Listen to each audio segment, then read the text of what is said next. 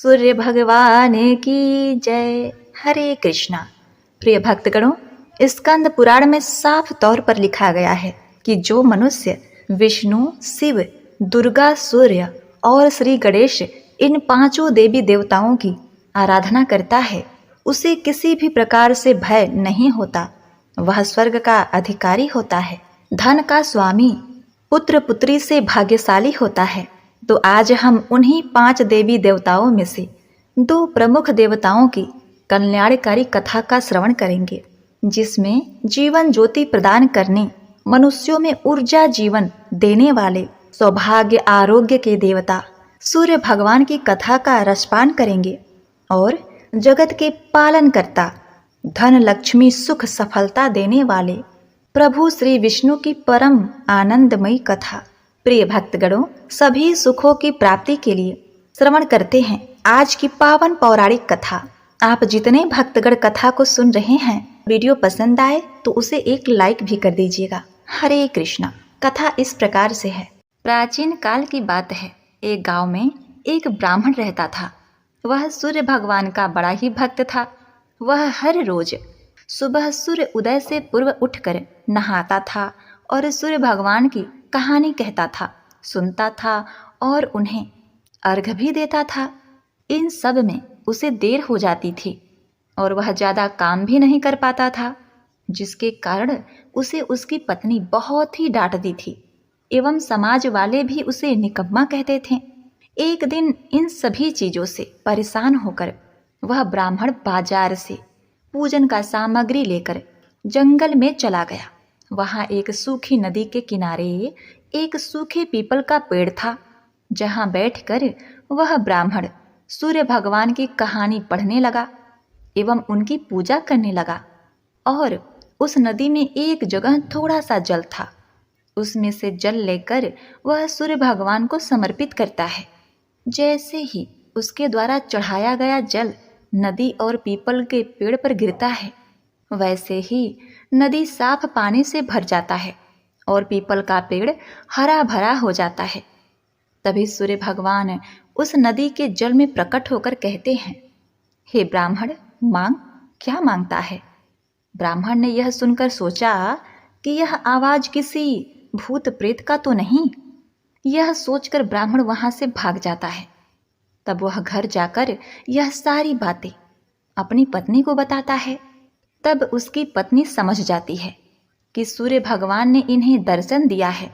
ब्राह्मण की पत्नी उसे समझाती है और कहती है, सूर्य भगवान आपसे प्रसन्न होकर आपको वरदान देना चाहते हैं, तभी तो वे प्रकट होकर तुमसे कुछ मांगने के लिए बोल रहे थे। तब ब्राह्मण अपनी पत्नी से कहता है, मैं वरदान में क्या मांगूं, बताओ। उसकी पत्नी कहती है कि कम शब्दों में जितना हो सके मांग लो। और ब्राह्मण को सूर्य भगवान से ये मांगने को कहती है कि अपने महल के अंदर सोने के पालने में पोते को दासियों द्वारा खिलाते हुए अपनी आंखों से देख पाऊं। प्रिय भक्तगणों, अब वह ब्राह्मण उसी जंगल में फिर से जाता है। वह जंगल में जाता है और सूर्य भगवान की कहानी कहता है। तभी भगवान सूर्य फिर से प्रकट होकर ब्राह्मण से वरदान मांगने को कहते हैं। तब ब्राह्मण अपनी पत्नी द्वारा बताए गए शब्दों को सूर्य भगवान को कहता है, मेरे सोने के महल में, सोने के पालने में पर पोते को दासियों द्वारा खिलाते हुए देखूं। प्रिय भक्तगणों, ब्राह्मण की पत्नी द्वारा बताई गई बातों को सुनकर सूर्य भगवान कहते हैं, देखने में तो तू बड़ा भोला भाला लगता है, पर एक ही बार में सब कुछ मांग लिया। सूर्य भगवान ने कहा, जा, तेरी इच्छा पूर्ण होगी। ब्राह्मण जब जंगल से वापस अपने घर को आता है तो देखता है कि उसकी टूटी हुई झोपड़ी महल बन गई है और उस महल में दास दासियां आ रहे हैं, जा रहे हैं। ब्राह्मण पास में बैठी एक बूढ़ी मैया से पूछा, माँ, यहाँ तो मेरी झोपड़ी हुआ करती थी और यहाँ अचानक महल कहाँ से आ गया? प्रिय भक्तगणों, उसी समय महल की खिड़की से एक सुंदर सी महिला गहनों और सुंदर वस्त्रों से लदी हुई बाहर आई और ब्राह्मण से आकर बोली, अजी आओ, यह आपका ही घर है। सूर्य भगवान ने हमारी मनोकामना पूर्ण कर दी है। इतना धन देखकर ब्राह्मण ने उस महिला से कहा, इतना धन का हम क्या करेंगे? तब उसकी पत्नी ने कहा, धन से क्या नहीं होता, दान पुण्य यज्ञ होम करेंगे। फिर ब्राह्मण ने अपने धन का इस्तेमाल पूजा पाठ एवं पुण्य कार्यों में किया। अब सभी गांव वाले राजा के जगह उस ब्राह्मण का गुणगान करने लगे। राजा ने यह सब सुनकर ब्राह्मण को बुलवाया और पूछा, कल तक तो आपको खाने के लिए खाना भी नहीं था, आज यह धन कहाँ से आ गया? कहाँ से चोरी की और कहाँ से डाका डाला? ब्राह्मण ने कहा, यह सब तो सूर्य भगवान की कृपा और उनकी कहानी कहने सुनने का फल है। प्रिय भक्तगणों, उस राजा का भी कोई पुत्र नहीं था। उसने सूर्य भगवान की पूजा आराधना शुरू कर दी और उनकी कथा कहानी भी कहने लगा, सुनने लगा। और इस प्रकार सूर्य भगवान ने राजा को एक सुंदर सा पुत्र दिया और उसका परिवार सुख से भर गया। जय हो सूर्य भगवान। हे सूर्य भगवान, अपने सभी भक्तों का कल्याण करो भगवान। ओम नमो भगवते वासुदेवाय नमः। प्रिय भक्तगणों, अब आप श्रवण करेंगे सूर्य भगवान और बुढ़िया माई की कथा। एक बुढ़िया माई थी। उनका एक बहुत ही सरल सा नियम था। प्रतिदिन रविवार को सवेरे ही स्नान आदि करके पड़ोस की गाय के गोबर से घर को लीप कर फिर भोजन तैयार करके भगवान को भोग लगाया करती थी और फिर स्वयं भोजन करती थी। ऐसा व्रत करने से उनका घर धन्य धान और आनंद से पूर्ण था। इस तरह कुछ ही दिन बीत जाने पर उनकी पड़ोसन विचार करने लगी कि यह वृद्धा सदा मेरी गौ का गोबर ले जाती है, इसीलिए वह अपनी गाय को घर के भीतर बांधने लगी। बुढ़िया माई को गोबर न मिलने से परिवार के दिन रविवार के दिन वह अपने घर को न लीप सकी, इसीलिए उसने न तो भोजन बनाया और न ही भगवान को भोग लगाया तथा स्वयं भी उसने भोजन नहीं किया। इस प्रकार उसने निराहार व्रत किया। रात हो गई और वह भूखी सो गई। रात में भगवान ने उसे स्वप्न में दर्शन दिए और भोजन न बनने तथा भोग न लगने का कारण पूछा। बुढ़िया माई ने कहा, हे भगवान, आज मुझे घर लीपने के लिए गाय का गोबर नहीं मिला, जिससे हमारा घर शुद्ध नहीं हुआ, जिससे मैं खाना नहीं बना पाई और न ही आपको भोग लगा पाई। तब भगवान ने कहा, माता, हम तुमको ऐसी गाय देते हैं जिससे सभी इच्छाएं पूर्ण होती हैं, क्योंकि तुम हमेशा रविवार को गाय के गोबर से घर लीप कर भोजन बनाकर मेरा भोग लगाकर खुद भोजन करती हो। इसीलिए मैं खुश होकर तुमको यह वरदान देता हूँ तथा अंत समय में मोक्ष भी देता हूँ। स्वप्न में ऐसा वरदान देकर भगवान अंतर ध्यान हो गए और जब वृद्धा की आंख खुली तो वह देखती है कि आंगन में एक सुंदर गाय और बछड़ा बंधे हुए हैं। वह गाय और बछड़े को देखकर अत्यंत ही प्रसन्न हो गई और उसको घर के बाहर बांध दिया। वही खाने का चारा डाल दिया। जब उसकी पड़ोसन ने बुढ़िया माई के घर के बाहर एक अति सुंदर गाय और बछड़े को देखा तो द्वेष के कारण उसका हृदय जल उठा। जब उसने देखा कि गाय ने सोने का गोबर किया है तो वह उस गाय का गोबर ले गई और अपनी गाय का गोबर उसकी जगह पर रख गई। वह नित्य प्रति ऐसा ही करती थी और सीधी साधी बुढ़िया माई को इसकी खबर भी नहीं थी। तब सर्वव्यापी ईश्वर ने सोचा कि चालाक पड़ोसन के कर्म से बुढ़िया ठगी जा रही है। भगवान ने संध्या के समय अपनी माया से बड़े जोर की आंधी चलाई। बुढ़िया माई ने अंधेरे के भय से अपनी गाय को घर के भीतर बांध दिया। प्रातः काल उठकर जब बुढ़िया माई ने देखा गाय ने सोने का गोबर किया है तो उनके आश्चर्य की सीमा न रही और वह प्रतिदिन गाय को घर के भीतर बांधने लगी। उधर पड़ोसन ने देखा कि बुढ़िया माई गौ को घर के भीतर बांधने लगी हैं और उनका सोने का गोबर उठाने का दाव नहीं चला तो वह ईर्ष्या से जल उठी।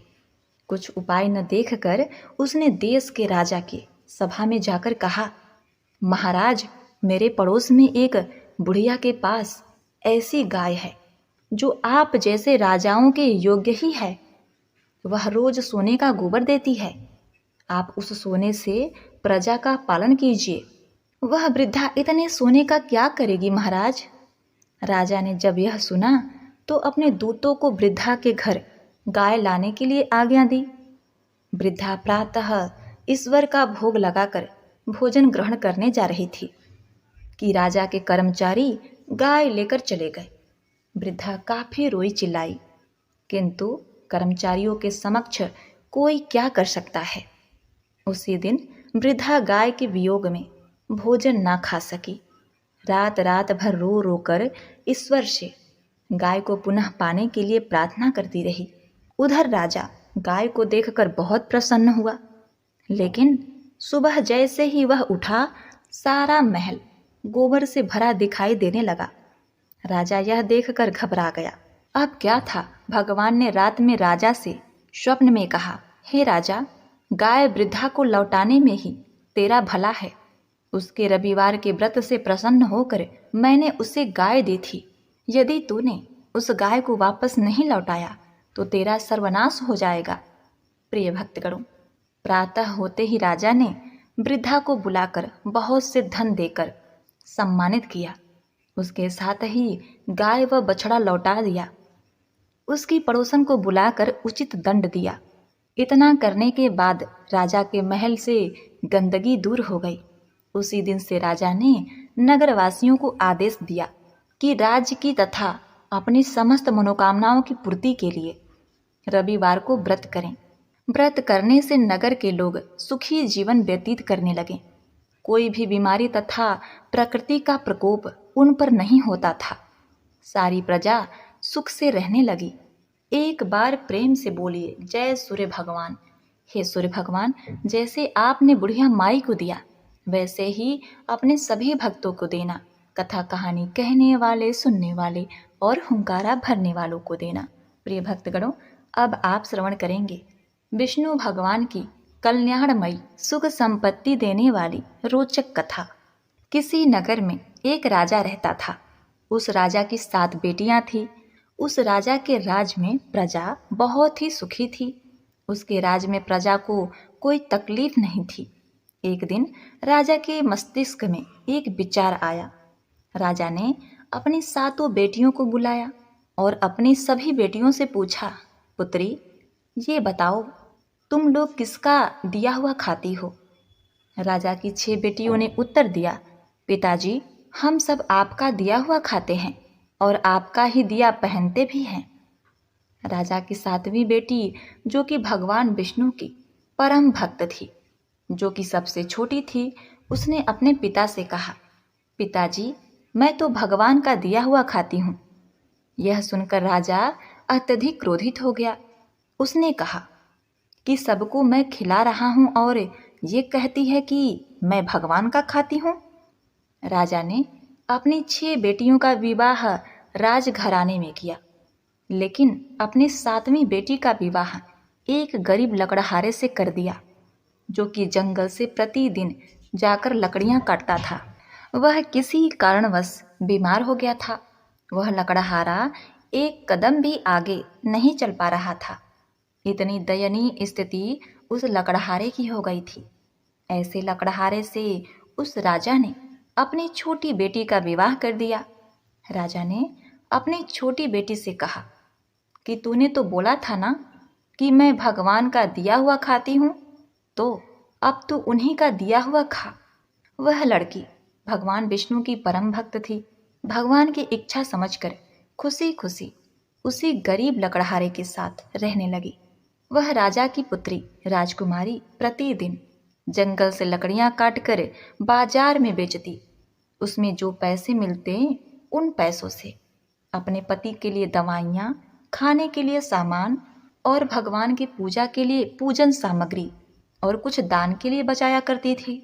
लकड़हारे की पत्नी ने उसी जंगल में एक कुटिया बना लिया था तथा उसी कुटिया में दोनों रहने लगे थे। लकड़हारे की पत्नी बहुत ही दयावान थी। वह नित्य प्रति भगवान विष्णु का पूजन अर्चन किया करती थी और उसके साथ ही भगवान शिव का भी पूजा करती थी। उसी कुटिया के बगल में एक नाग का जोड़ा रहता था।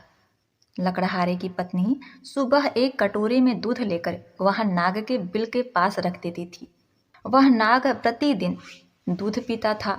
प्रिय भक्तगणों, कहते हैं कि जो भी भक्तगण भगवान शिव की पूजा करता है और भगवान विष्णु का निंदा करता है, उसे किसी भी प्रकार का सुख प्राप्त नहीं होता। और जो भक्त भगवान विष्णु की पूजा करता है और शिव की निंदा करता है, तो उसे भी किसी प्रकार का सुख नहीं मिलता, उल्टा उसे दुख भोगना पड़ता है। शिव और विष्णु एक दूसरे के पूरक हैं। इस बात को वह कन्या बहुत ही अच्छी तरह भली भांति जानती थी। तो प्रिय भक्तगणों, वह नाग कोई मामूली नाग नहीं था, बल्कि भगवान शिव स्वरूपी इच्छाधारी नाग था। एक दिन उस नाग ने सोचा कि यह कन्या बहुत ही दयालु है तथा गरीब भी है, क्यों ना इसकी मदद की जाए। एक दिन भगवान की प्रेरणा से उस नाग ने लकड़हारे की पत्नी के स्वप्न में आकर कहा, हे पुत्री, जिस स्थान पर तुम दूध का कटोरा रखती हो, वहां पर तुम गड्ढा खोदना, तुम्हें बहुत सारी अथाह संपत्ति मिलेगी। उस संपत्ति से तुम सबका भला करना, किंतु एक बात का ध्यान रखना, कोई भी व्यक्ति तुम्हारे द्वार से भूखा न जाए। लकड़हारे की पत्नी सुबह उठी और जिस स्थान पर नाग का जोड़ा रहता था, उसके कुछ ही दूर पर उसने खोदना आरंभ कर दिया। उसकी पूरी तकदीर ही बदल गई। उसे इतना ज़्यादा धन मिला, इतना ज़्यादा सोना मिल गया कि उस धन से उसने एक महल बनवा लिया। उसने पूरा एक नगर ही बसा लिया। वह प्रतिदिन भूखों को भोजन कराती थी। उसका पति भी अब पूरी तरह स्वस्थ हो चुका था। एक दिन लकड़हारे की पत्नी सबको भोजन करवा रही थी। तब उसने देखा कि पंक्ति में सबसे पीछे उसका पिता तथा उसकी 6 बहनें लगी हुई हैं। उसने सबको पहचान लिया और अपने पिता से पूछने लगी, पिताजी, आपकी ऐसी हालत कैसे हो गई? उसके पिता ने कहा, पुत्री, मेरा सारा राजपाट छिन गया। तेरी इन 6 बहनों के पतियों ने धक्के मारकर अपने राज्य से बाहर निकाल दिया। अब हम सबकी यह दशा हो गई है कि हमें भिक्षा मांगना पड़ रहा है, और उसी लिए हम तुम्हारे दरवाजे पर पंक्ति में खड़े हैं। प्रिय भक्तगणों, उन सबकी ऐसी परिस्थिति देखकर लकड़हारे की पत्नी ने अपने पिता, अपनी 6 बहनों की मदद की। तब उसने अपने पिता से कहा, देखा पिताजी, मैंने कहा था ना, हम सब भगवान का दिया हुआ खाते हैं। हम सब इस जगत के पालन करता भगवान विष्णु के आश्रय पर ही, उनकी कृपा से उनका दिया हुआ खाते हैं। उसके पिता ने कहा, हाँ पुत्री, तुमने सही कहा था। अब मुझे भी विश्वास हो गया है कि हम सब भगवान का दिया हुआ ही खाते हैं। एक बार प्रेम से बोलिए, जय श्री हरि, ओम नमः शिवाय। अलूने रविवार कथा के अनुसार एक साहूकार था। उसके कोई भी पुत्र नहीं था। एक दिन की बात है, वह सुबह के समय घर से बाहर निकलकर टहल रहा था, तो उसने देखा कि एक किसान खेत में दाना डालने जा रहा था। साहूकार को देखते ही वह वापस लौट गया और बोला, आज तो सगुन अच्छा नहीं है। अरे अरे, मैंने किसका मुंह देख लिया, आज का मेरा दिन बड़ा ही खराब जाएगा। अब देखिए, साहूकार ने यह सुना तो उसे बहुत ही बुरा लगा। उसका मुंह उतर गया। वह बहुत ही दुखी मन से अपने घर आ गया और अपनी पत्नी से बताने लगा कि आज एक किसान खेत में दाना बोने जा रहा था। वह मुझे देखकर अपशगुन समझकर वापस घर को चला गया। साहूकार की बात सुनकर उसकी पत्नी ने कहा, अरे हाँ, आज हमारे घर भी एक चिड़िया आई थी और वह बोली कि इस घर में तो बच्चे ही नहीं हैं, तो दाना कहाँ से मिलेगा। यह कहकर वह चिड़िया भी मेरे घर से उड़ गई, चली गई। अब देखिए, यह सब सुनकर साहूकार को बड़ा दुख भी हुआ और क्रोध भी आया। साहूकार भगवान की पूजा नित्य प्रति तो किया करता ही था, लेकिन वह समय पौष माह का था और रविवार पड़ने वाला था। तो उसी रविवार के दिन से वह सूरज भगवान की आराधना करने लगा। 12 वर्ष बीत गए। तब सूरज भगवान ने सोचा, यदि भक्त की पुकार नहीं सुनी तो भगवान को कोई नहीं मानेगा। सूरज भगवान को दया आ गई और प्रकट होकर बोले, हे साहूकार, तेरे नसीब में बच्चा तो नहीं है, लेकिन तेरी भक्ति से मैं बड़ा प्रसन्न हूँ। तुमने लगातार बिना किसी शिकायत के 12 वर्ष तक मेरा पूजा किया है, आराधना किया है, इसीलिए मैं तेरे से बड़ा ही प्रसन्न हूँ। तेरे नसीब में तो एक भी पुत्र नहीं है, किंतु मेरे आशीर्वाद से तेरे घर एक कन्या जन्म लेगी। वह कन्या बहुत ही चमत्कारी होगी। प्रिय भक्तगणों, यह कौन सा चमत्कार है, आगे इस कहानी में सुनिए। अब देखिए, भगवान सूर्यदेव की कृपा से 9वें महीने उस साहूकार के घर में एक कन्या ने जन्म लिया और उस कन्या को नहलाने धुलाने के लिए एक दासी को रखा गया। दासी उस घर में आती और कन्या को नहला धुलाकर वहाँ से चली जाती, लेकिन वह कन्या बहुत ही दिव्यमयी थी। जब भी वह मुस्कुराती तो उसके मुस्कुराने से हीरे मोती उसके मुंह से गिरने लगते। उस हीरे मोती को वह दासी लेकर चली जाती। जब 1.25 महीना बीत गया तब साहूकार की पत्नी ने दासी से कहा, अब मैं अपनी कन्या को खुद भी नहला धुला सकती हूँ। तब वह दासी उस दिन से आना बंद कर देती है।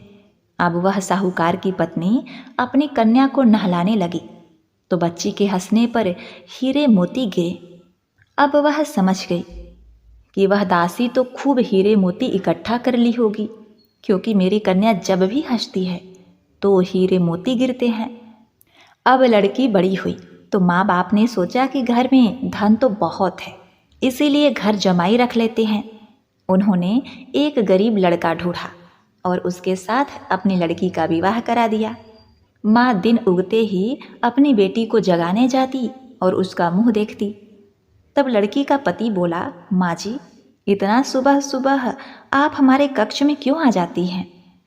तो लड़की की माँ बोली, हमारे घर का यह नियम है कि हम अपने बेटी का मुंह देखे सुबह सुबह किसी चीज़ की शुरुआत नहीं करते, इसीलिए मैं सुबह सुबह अपने बेटी का मुंह देखने चली आती हूँ। जब दूसरा दिन हुआ तो दूसरे दिन सुबह वह लड़का उठा और अपनी पत्नी का मुंह देखा तो उसके मुंह से हीरे मोती गिर रहे हैं। अब वो समझ गया कि इसीलिए ही सासू माँ इसका मुंह पहले ही देख लेती हैं।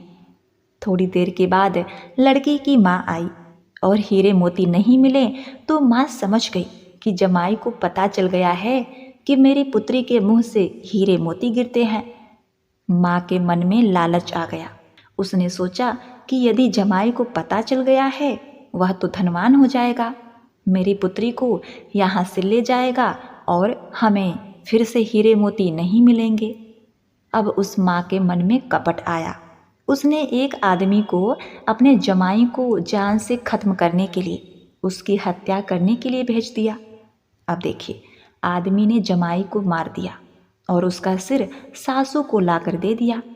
सूरज भगवान ने देखा कि हमारी दी हुई कन्या का पति मर गया है और मेरी यह प्रसाद स्वरूपा कन्या विधवा हो गई है, तो सूर्य भगवान को बड़ी ही दया आई और सूर्य भगवान मनुष्य का रूप धारण करके एक भिक्षुक के रूप में उस साहूकार के घर गए और उन्होंने कहा, हे देवी, आज आप मुझे कुछ भिक्षा दे दें तो आपका बड़ा ही उपकार होगा। अब देखिए, उस कन्या की माँ साहूकार की पत्नी घर में से अनाज लेने के लिए जाती है और इधर सूरज भगवान चुपके से उस कन्या के पति का सिर लेकर उसके धड़ से लगा देते हैं। उन्होंने उसके अंग जोड़कर अमृत का छिड़काव कर दिया। तब उसका पति उठकर बैठ गया। इधर वह कन्या पौष रविवार का व्रत धारण की हुई थी। घर पहुंचकर उस कन्या ने देखा कि उसका पति देर शाम को घर आया है, तो उसने कहा, आपको पता है ना कि पौष रविवार व्रत का मेरा नियम है, दिन के अस्त होने के बाद मैं खाना नहीं खाती, तो फिर आप इतनी देर तक कहाँ गए थे? वो बोला, हे प्रिय, मुझे मारने के लिए तेरी माँ ने आदमी भेजा था। और वह सारी कहानी अपनी पत्नी को सुना देता है। तब बेटी बोली, अब हम यहाँ नहीं रहेंगे, जो मेरा सुहाग छीन ले वो किस काम का। बेटी अपने पति के साथ अलग घर में रहने लगी। उसके घर में सुख समृद्धि हो गई और माँ के घर में धीरे धीरे दरिद्रता आ गई। हे सूरज भगवान, जैसे आपने उस बेटी को प्रसन्न किया, उसका कल्याण किया, वैसे सबका उद्धार करना। जैसे माँ को दरिद्र बनाया, वैसा किसी को दरिद्र मत बनाना। इस कथा को सुनने वाले, कहने वाले तथा हुंकारा भरने वालों के ऊपर अपनी कृपा दृष्टि सदैव बनाए रखना। जय सूर्यदेव। ओम सूर्याय नमः।